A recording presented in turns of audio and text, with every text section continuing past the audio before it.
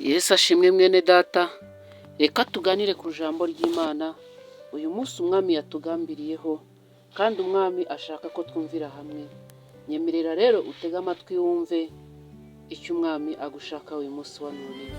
Yesu ashaka ko ugira umutima wari muri we, kandi ugira umutima w'umwuka, ugire n'umutima abantu benshi babona ko washobora kwitangira abandi.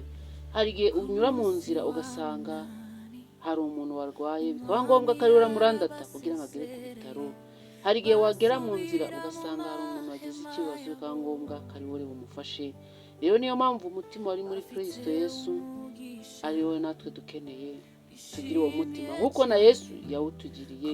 Ni wowe wenyine gusa ufite umutima ukomeye wo kwitangira umuntu yaremye. Aburahamu yigeze kwakira abashyitsi bamusanze iwe. Noneho icyo gihe kuko Imana yari ifite umugambi ku buzima bwe, irimanukira yohereza marayika. Marayika w'Imana abwira Aburahamu ati, turoherejwe dutumwe iwawe. Binezeza Aburahamu, aravuga ati, mumbwire ikibazanye. Baravuga ngo, kindi gihe nk'iki nikigaruka uzabyara nawe umudamu wawe aheke. Iyo umuntu ari mu kigeragezo akamubwira ko azakivamo mu buryo bw'umwuka, ntabyemera. Hari n'ibyo batubwiye tutemera tukagira ngo ni ay'abahanuzi, nyamara ni wa mutima wari muri Kristo uba ugarutse ku muntu kugira ngo akugirire umutima mwiza, nawe ubone ibyo ukeneye cyangwa wifuza. Aburahamu aravuga ngo, ndashima kuko Imana yanjye ndayubaha, iyo impamagaye ndayumva, niyo ivuganye nanjye ndayumva, n'ubundi ndi kuyumva ni. Ariko aho Sara yari ari aratekereza, aravuga ngo mbese koko nibyo? Araseka. Marayika aravuga ngo wiseka, ahubwo kindi gihe ngiki nikigaruka nawe uzaba ukikiye umwana, uzashira mu mugongo, uzaheka. Nibyo koko birashoboka nako kindi gihe ngiki nikigaruka kiriya uri kwifuza wabona gifite intera ya kure yawe yo kugishyikira, Imana izakikwegereza ugifate, kuko ari icyo ukeneye ku buzima bwawe.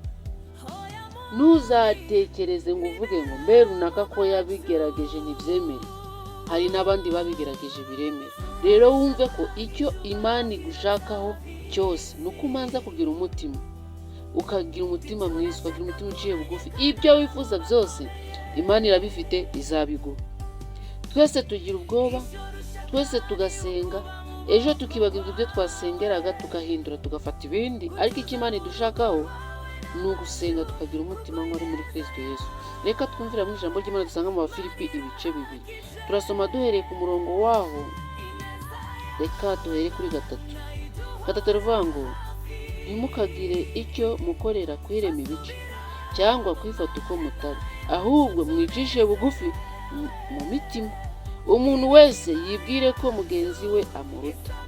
4, umuntu wese muri mwe areke kwizirikana ubwe gusa, ahubwo azirikane n'abandi.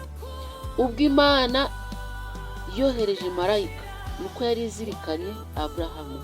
Rero Aburahamu afite icyo abuze, kandi mu ijuru dufite byose. Ijuru ririmanukira ubwaryo, riragenda ryivuganira na Aburahamu, ndetse n'umudamu wa Aburahamu Sara ari kubyumva. Imana arababwira ngo, nzabahereza urubyaro, kandi nzabaha umwana muzamwite Isaka. Bisobanura ngo umwana useka. Imana niyo ukoreye igitangaza uzaseke, uzishime, uzanezerwe. Nuko abantu benshi tutamenya ko ari Imana yabikoze, n'ababizi ko ari Imana yabikoze bakomeze baduhe n'urugero rwiza kugira ngo natwe tubakurikire, twigire ku nzira n'ibirenge no ku birenge byabo, kugira ngo inzira banyuzemo natwe tuyinyuremo, tuzanezerwe dusubijwe. Ngo umuntu wese muri mwe areke kwizirikana ubwe gusa, ahubwo azirikane n'abandi. Niba Imana yarazirikanye Aburahamu, nawe Imana izakuzirikana. Ntabwo Imana yakwirengagiza. Nuko ari ubuzima tunyuramo, nuko ari ubuzima tugeramo, tukumva ko isi yadushaririye, tukumva ko isi nta mugabane tuyifitemo, ariko dufite umugabane mugari kuko twizeye Kristo. We wenyine gusa afite ubutware n'ububasha bwose. We kwizirikana ubwawe, uzirikane na mugenzi wawe. We kwizirikana ubwawe, uzirikane na mugenzi wawe. Niba wabonye akazi, wumve ko na mugenzi wawe agakeneye. niba wubatse urugo rukagira amahoro, wumve ko na mugenzi wawe akwiriye kubaka urugo rukagira amahoro. Niba wabyaye, wumve ko na mugenzi wawe nawe ashaka kubyara nk'uko nawe wabyaye. Nitwizirikane. Mu Rwanda bajya badufasha ku buryo ku rugero rw'inka yitwa Girinka igera kuri buri wese. Dushimiye abayobozi bacu badutekerereza, bakabona ko hari ibyo dukeneye, bakatuzirikana. Ni ikimenyetso cy'Umwuka Wera uri muri bo. Natwe rero duhora imbere y'Imana dupfukamye dusenga. Natwe tuzirikane bagenzi bacu. Wumve ko niba uri gusenga, urasengera na mugenzi wawe.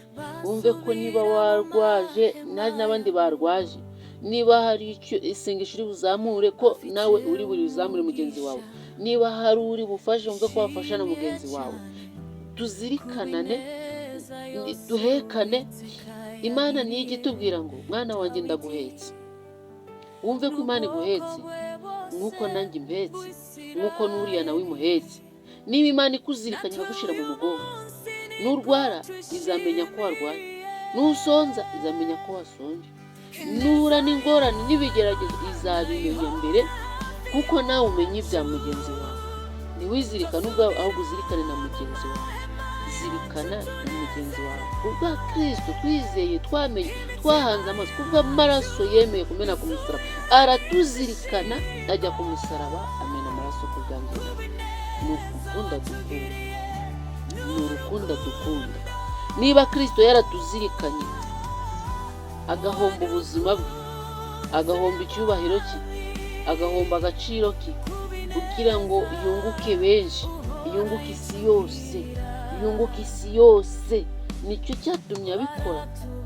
Yunguka imigabane mu Buraya, za Aziya, za Afurika, za Europe ndetse n'indi migabane yose. Yesu yagiraga ngo yirehereze amahanga yose. Yaravuze ngo indimi zose zizamfukamira ndetse n'amoko yose bazikubita hasi bandamye kubera imirimo yakoze. Yazirikanaga abarwayi, yamukozaho ikiganza gake. Abaga bafite ubumuga bwose bwarakiraga. Ababaga bashonje yagaburiye n'ibihumbi 5 by'abapapa, tutabariyemo abamama. Kuko Yesu yatuzirikana, kandi twitwa ko turi aba Yesu. Nituzirikane bagenzi bacu, kandi natwe twitwa aba Yesu.